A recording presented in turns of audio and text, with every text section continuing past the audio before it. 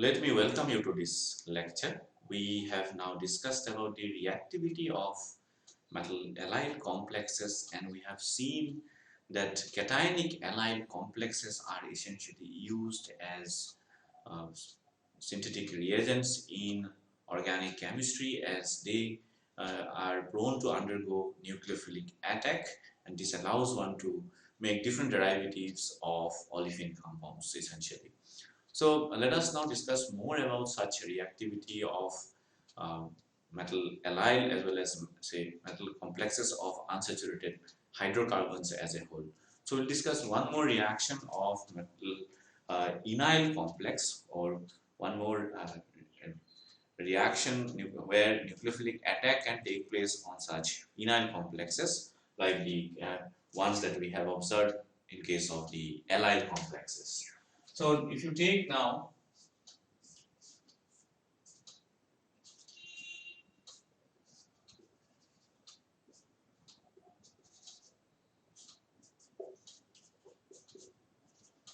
we are very familiar with this reaction where we can abstract one of the proton from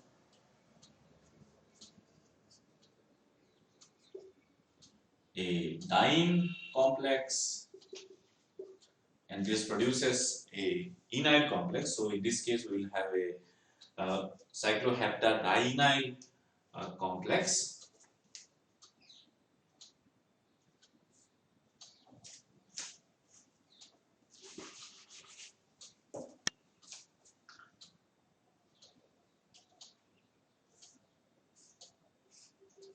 because this trityl ion essentially will abstract one proton from this saturated carbon atom, and this will produce an enyl, that is the dienyl ligand, and this will be this sort of a dienyl ligand will be produced.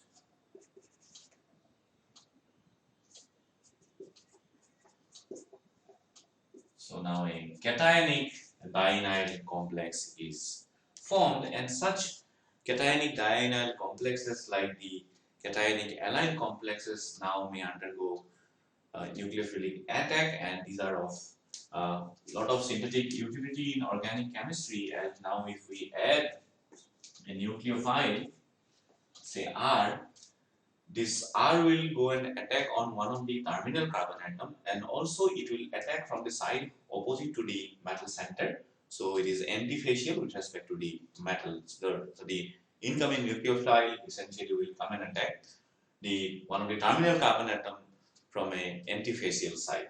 So this reaction will give us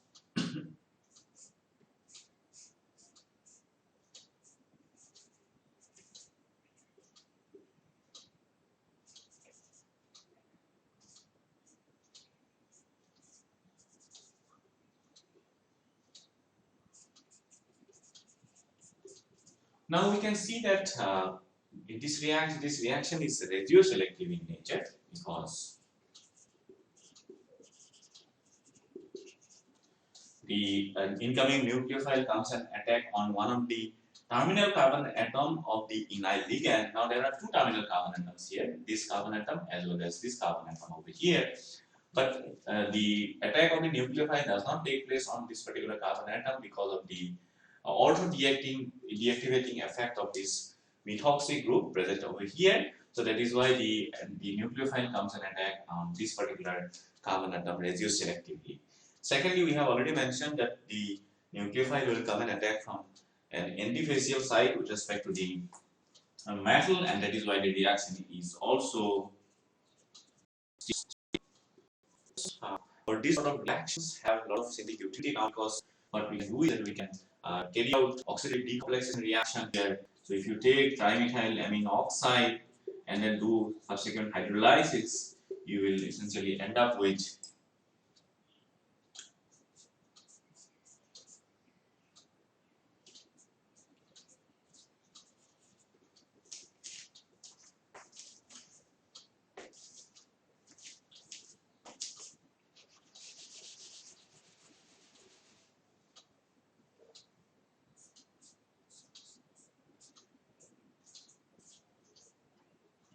sorry.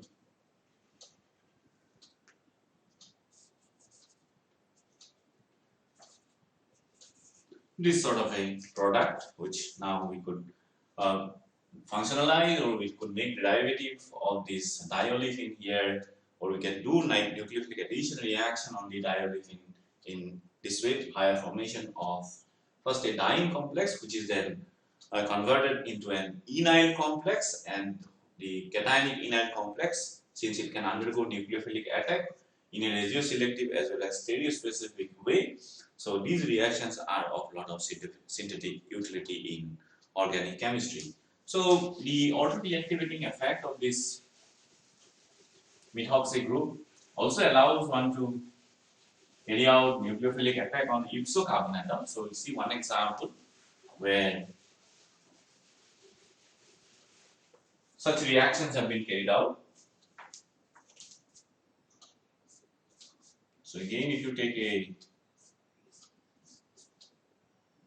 dienyl ligand, so that is a dienyl ligand we have, and now again with respect to one of the terminal carbon atom of the dienyl ligand, we have a methoxy group over here, and if you take now this cationic allyl complex of this cationic enyl complex of this dienyl ligand, now if you are going to add a nucleophile will come and attack on the ipso carbon atom here, again because of the auto-deactivating effect of the methoxy group.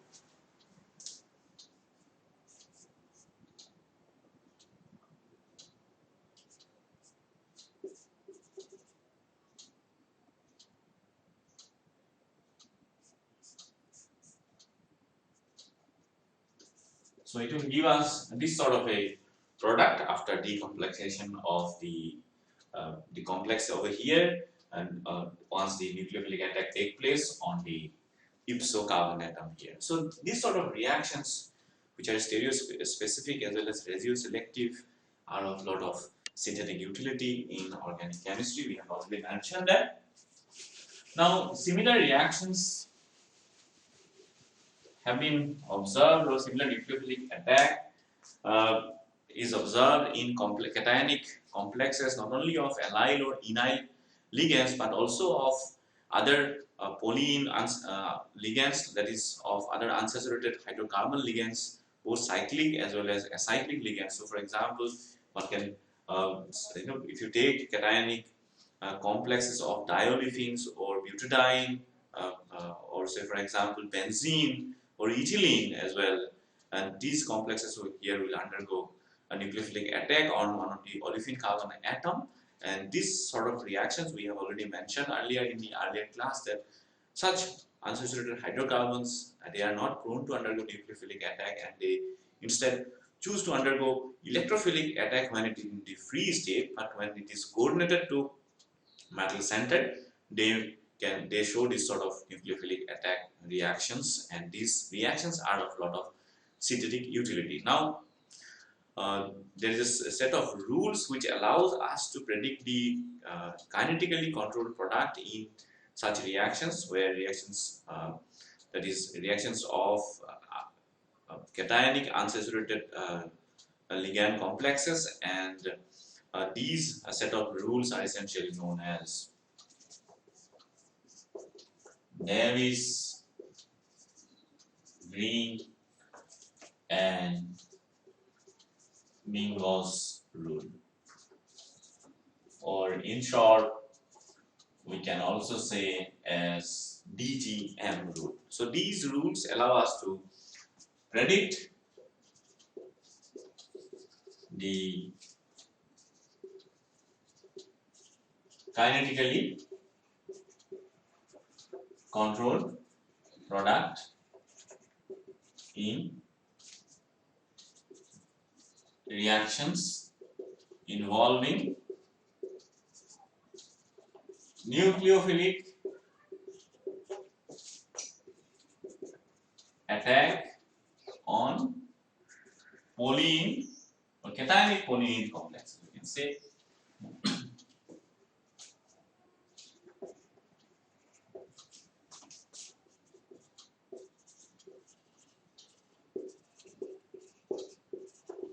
Now, in order to understand these rules, or in order to state the rules that were proposed by Davis, Mingos, and Green, we need to understand we need to categorize or differentiate the Pauline ligands as odd coordinated and even coordinated ligands. So we have seen that allyl ligand or the pentadienyl ligand, these are odd coordinated ligand because the number of carbon atoms which get attached to the metal center in these ligands are essentially odd number of carbon atoms. Say they use the eta 3 or eta 5 coordination mode. But if you look at the diene ligands, say for example butadiene or benzene ligand, these ligands use even number of carbon atoms to form bonds with metals, and they are essentially their hapticity is even hapticity. That is for butadiene we know it is eta, it shows eta 4 coordination mode. Similarly benzene can show eta 6 coordination mode. So such ligands are again even coordinated ligands, we will mention them. So we have ligands like butadiene, so that is eta 4, so it is even coordinated, and we also have closed even coordinated ligands like benzene. So again here it is eta 6, but the difference between these two ligands is that this is an open ligand and this is a closed ligand. So this is open and this is closed because it is cyclic, but this is acyclic in nature. Then we have odd coordinated ligands like the allyl ligands, for example, or pentadienyl ligand. We have, so this is pentadienyl ligand, and this ligand again is odd coordinated because we have eta 5 coordination mode here, and it is open because it is acyclic. So we also have examples of closed odd coordinated ligands. Say for example cyclopentadienyl ligand. This is also eta 5 coordination mode, but it is closed. Now the Davis-Mingo Green-Mingo's rule, or the DCM rule, essentially states that there are three rules. It says that even coordinated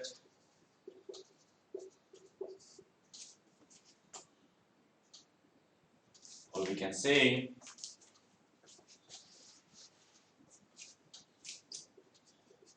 nucleophilic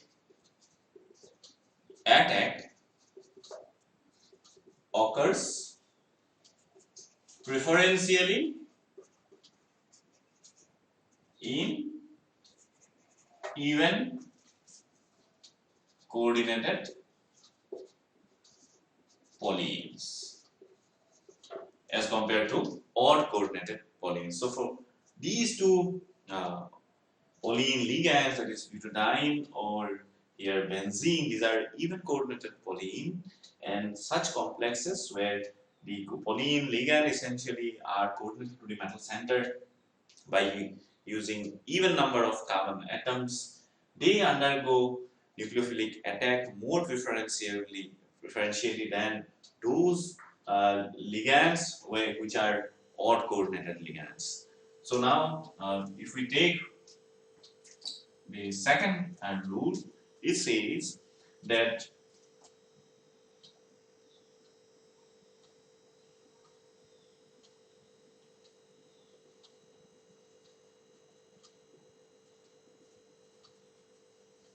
attack occurs preferentially again in open coordinated ligands or open ligands, open polyenes,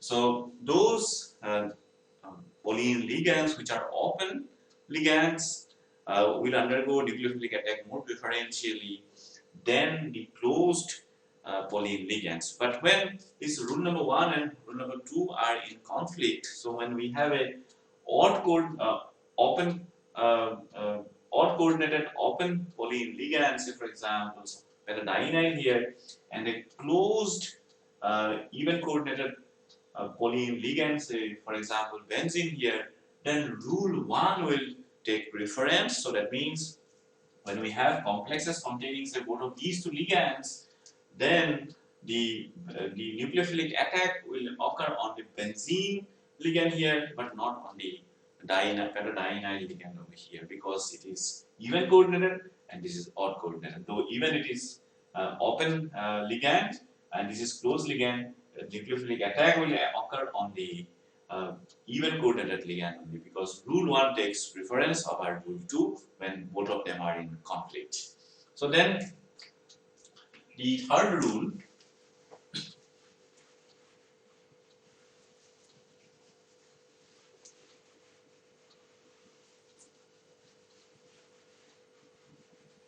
so this is the order of the actually decreasing order of the preference of nucleophilic attack. As you can see that even coordinated open ligands will undergo nucleophilic attack.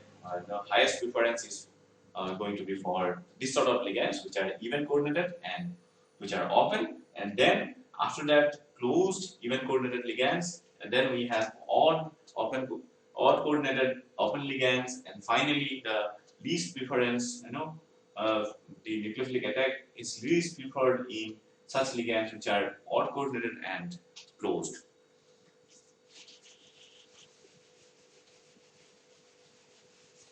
So the third rule, we have discussed about two of the rules, DGM rules so far. So the third rule says that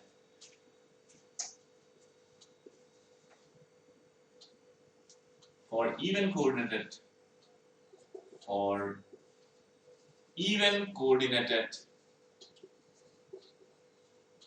polyenes,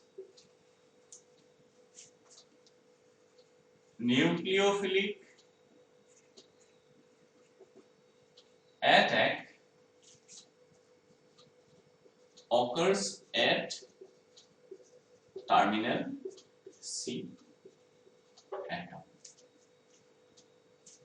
So when we have even coordinated polyene ligands, nucleophilic attack is always going to take place at one of the terminal carbon atoms. So, but there is a this rule has an exception, that is for odd coordinated polyenes.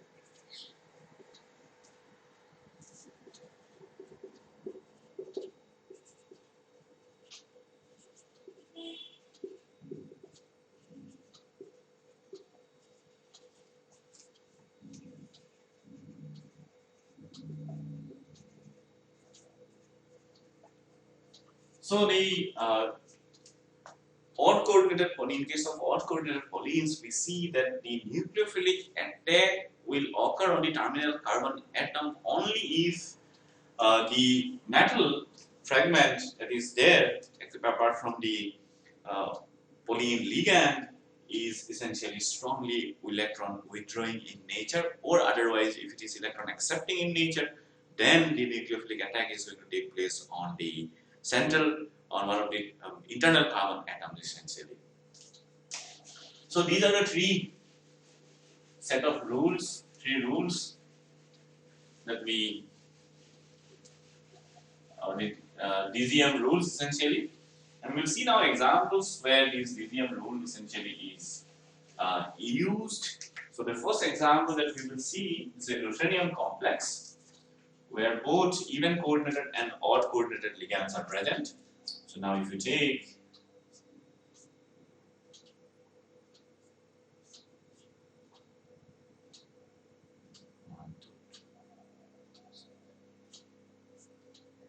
so that is cycloheptatriene it is. So it is eta 5 cyclohepta, sorry, dienyl. The ligand here is eta 5 cyclohepta dienyl ligand, because it is a dienyl ligand, and 5 of the carbon atoms here coordinate to the metal center. And then on the other side we have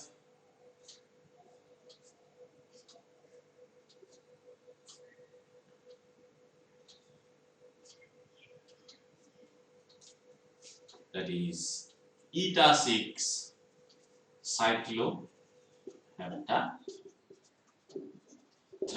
ligand. So it is 6 of the carbon atoms are coordinated. Is full positive. Now, if we add a nucleophile, that is say a hydride, if we add as a nucleophile, so in this case, as per the DGM rule, we know even coordinated polyenes will undergo nucleophilic attack more preferentially than the odd coordinated polyenes, and that is why now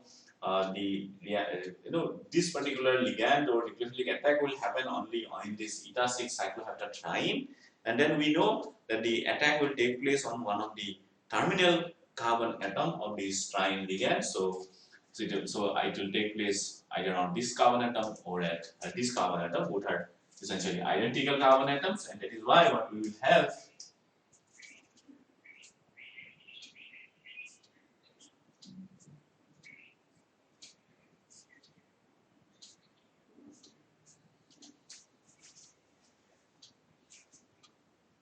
that is 1, 2, 3, 4, 5, 6, 7. 7. So what we will have now is that is, and after the hydride ligand, nucleophile comes in attack on the polyene which was eta to the power n coordinated will get essentially transforms to a polyene with eta to the power n minus 1 coordinated. So the coordination number of the polyene is going to decrease once the nucleophile comes in attack on the polyene ligand, and that is why this will also become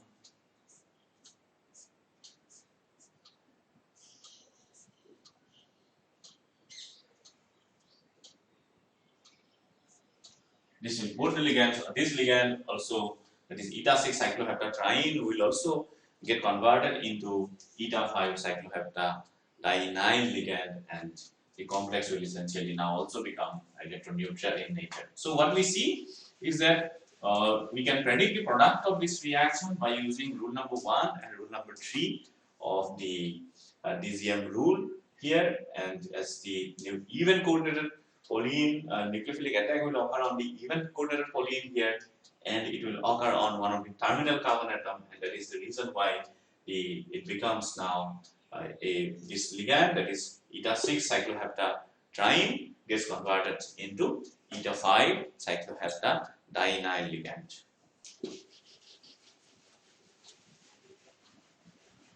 So let us see one more example where we can predict the product by using the DGM rule. So this is a molybdenum complex where 3 different polyenes are present, that is eta 6 benzene, and this is eta 3 allyl, and then we also have eta 4 butadiene ligand, and the complex is again positively charged. So now if we add nucleophile, that is hydride ion, now this is also even coordinated and this is also even coordinated ligand, and this is odd coordinated ligand. So nucleophilic attack, as per rule number 1, nucleophilic attack can take place either on this ligand or on the eta 6 benzene ligand here. But as per rule number 2, we know that nucleophilic attack is going to take place on the even coordinated ligand, and that is it will occur on the butadiene ligand, not on the closed polyene, that is the benzene. And since this will come and attack as per the third rule, we know the ligand will come over, the nucleophile will come and attack on one of the terminal carbon atom of the uh, open even coordinated polyene here, butadiene here, and the butadiene ligand, which was eta 4 coordinated, will now become eta 3 coordinated, and then it will get converted into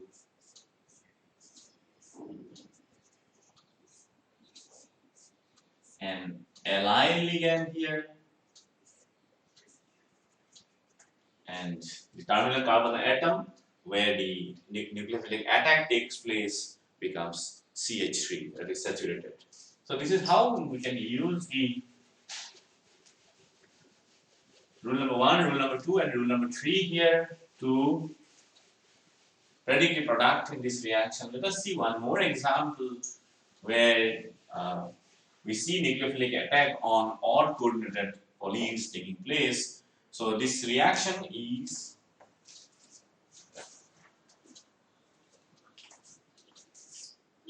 tungsten Cp complex, it's a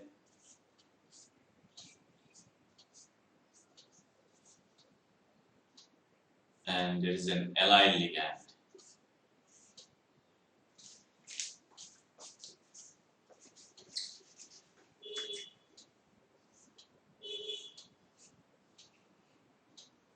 So that is the allyl ligand,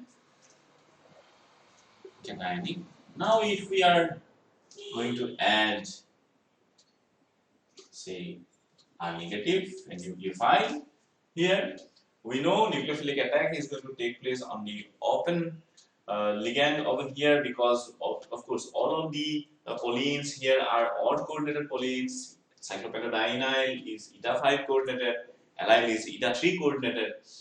So now attack is going to take place on the open polyene more preferentially, and the attack, that is why it will occur on the allyl ligand in this case. But now we know that the attack may take place on the terminal carbon atom in case of the odd coordinated polyenes only when the LMN plus fragment is essentially strongly electron withdrawing.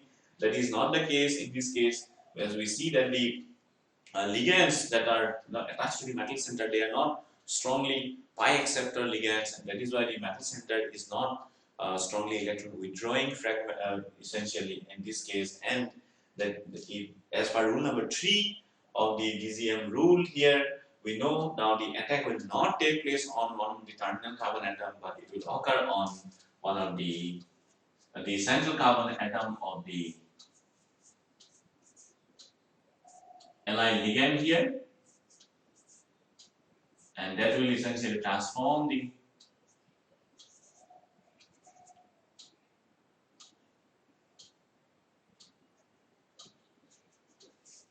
we will end up with this sort of a product after this nucleophilic attack on this complex, and we have used rule number 3 here and 2 as well as 3 here to predict the product in this case.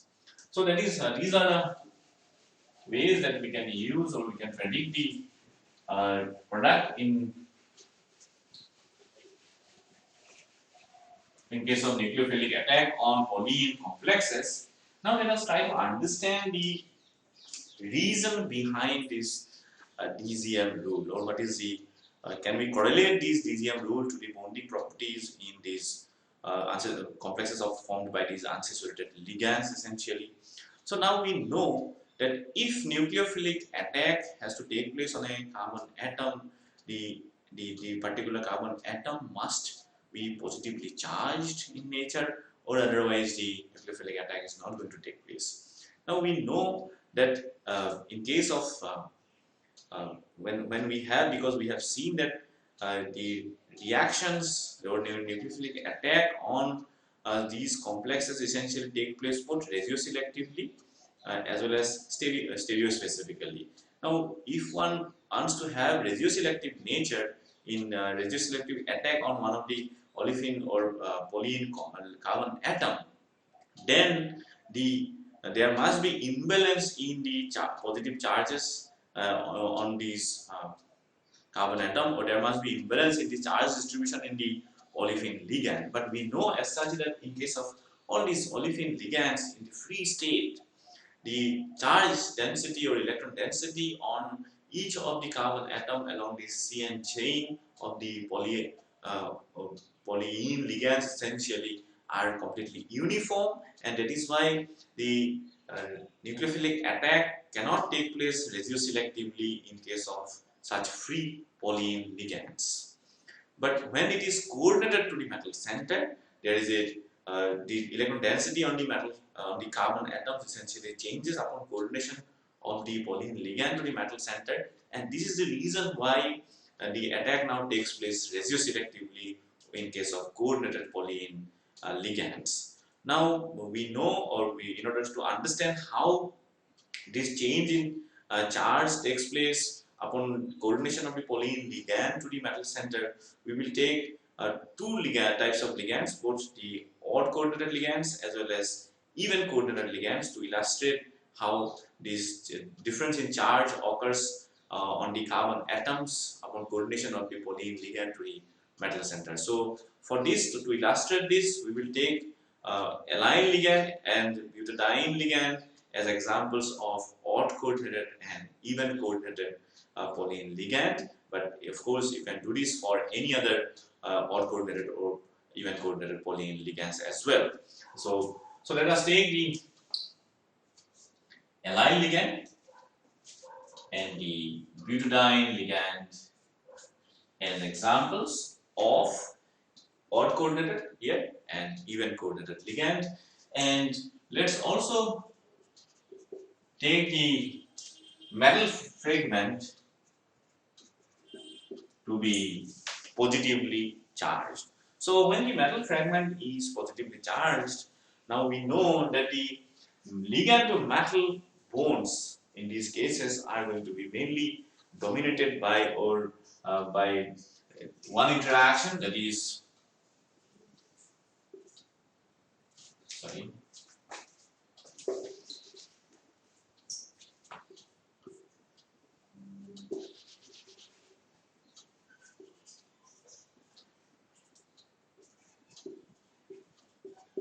since the metal is positively charged, when the ligand gets coordinated to the metal, there is this particular interaction is going to be of most important or most relevant interaction in the metal ligand bonds in these complexes. That is the transfer of electron from the HOMO of the olefin ligand or polyene ligand to the metal center. So now we know that any difference or the decrease in charge um, on the carbon atoms of the ligand is and which essentially produces positive charges on the carbon atoms is going to be proportional to the HOMO coefficient on individual carbon atoms essentially. So let's just write this in words here, that the decrease in electron density and concomitant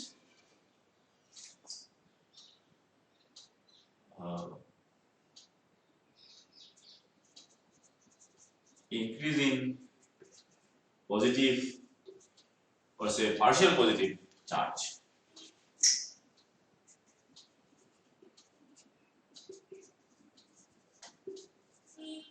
So this particular thing, how much charge is going to get generated on each individual carbon atoms when the ligand is coordinated to the metal center, it depends on the coefficient, or it is proportional to the HOMO coefficient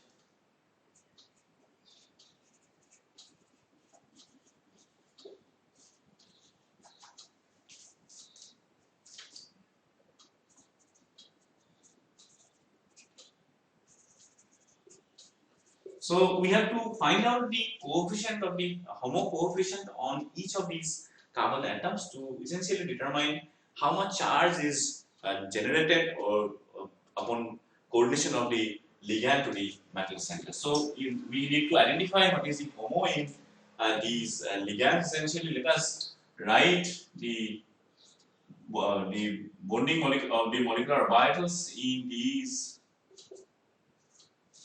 ligands. We have already done this earlier, and look at their occupancies to identify the HOMO in each one of these cases. This we know when we count electrons in the neutral electron count method. So this is how the molecular orbitals are filled. The bonding molecular orbital essentially is completely filled, and the non-bonding molecular orbital is half filled. While here, these two molecular orbitals, psi 1 and psi 2, will be completely filled, and psi 3 and psi 4 are going to be empty. So let us draw these molecular orbitals, that is, which are the HOMOs. In this case, psi 2, and in this case also it is psi 2. So let us draw these psi 2 molecular orbitals on allyl ligand as well as on butadiene ligand to find out the coefficient, or to qualitatively determine the coefficient of HOMO coefficient on individual carbon atoms in these cases. So in this case, we know that the HOMO, that is psi 2 molecular orbital, is this one for allyl ligand, and for butadiene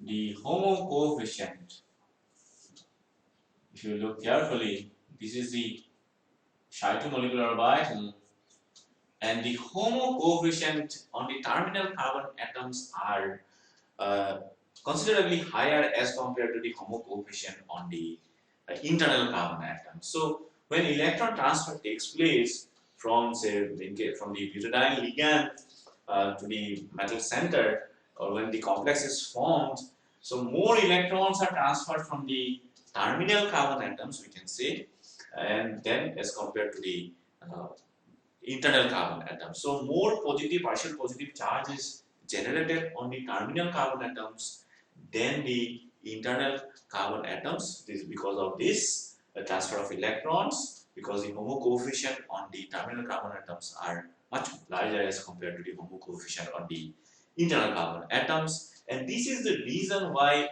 nucleophilic attack in case of even coordinated polyenes takes place preferentially on the terminal carbon atom but not on the internal carbon atom.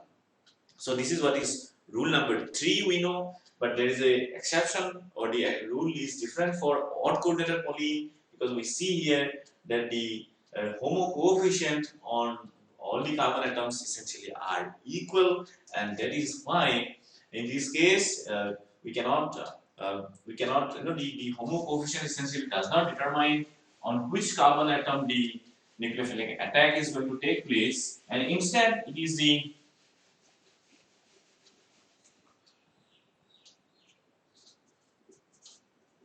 electron withdrawing or electron donating nature of electron accepting nature of this LNM fragment that is attached to the polyene ligand here will determine whether the odd coordinated polyenes, the attack will take place on terminal carbon atom or on central carbon atom. Now, because what we see here is that the HOMO in case of odd coordinated polyenes is not completely filled, and that is why whether the metal can donate electrons to the HOMO, as well as it can accept electron density from the HOMO, depending on whether this fragment is electron poor or if it is electron rich. So if it is electron withdrawing in nature, then the electron density on the terminal carbon atoms are going to decrease, and that is why we can write two different canonical forms here for the allyl ligand, say, which we have taken as an example of odd coordinated ligand. So now the nucleophilic attack can take place on the terminal carbon atom when the LNM fragment is essentially electron withdrawing in nature, because psi 2 will, the electron density on psi 2 will decrease because this is electron withdrawing in nature. But when this LNM fragment is electron donating in nature, then the electron density on psi 2 will decrease essentially, and that is why these two carbon atoms will become electron rich, and that is why the nucleophilic attack will now take place on the central carbon atom, and we can write this as, in that case we can write this particular canonical form for the Li ligand, that which we have taken as an example of odd coordinated ligand. So now we see that the terminal carbon atom, there is partial negative charge on the terminal carbon atom, and the electron nucleophilic attack cannot take place on the terminal carbon atom when the LNM fragment is electron donating in nature. So this is what is rule number 3, or this is how we can distinguish why in case of even coordinated polyene, the nucleophilic attack always takes place on the terminal carbon atom, while in case of odd coordinated polyene, the nucleophilic attack takes place on the terminal carbon atom only when the LNM positive fragment is strongly electron withdrawing in nature. So now this is rule number 3, we have already explained. So now in case of what do we call the even coordinated polyenes, we see that the HOMO has 2 electrons, and in case of odd coordinated polyene, the HOMO has only 1 electron. So the electron transfer from the polyene ligand to the metal center is much more extensive in case of even coordinated polyene as compared to what you have in case of odd coordinated polyene, because only 1 electron is available in the HOMO. Here 2 electrons are available in the HOMO, which are essentially donated to the metal center. So that is the reason why even coordinated polyenes undergo nucleophilic attack more preferentially than odd coordinated polyene. We have seen that is rule number 1 in this DGM rule, where even coordinated polyenes undergo preferential nucleophilic attack.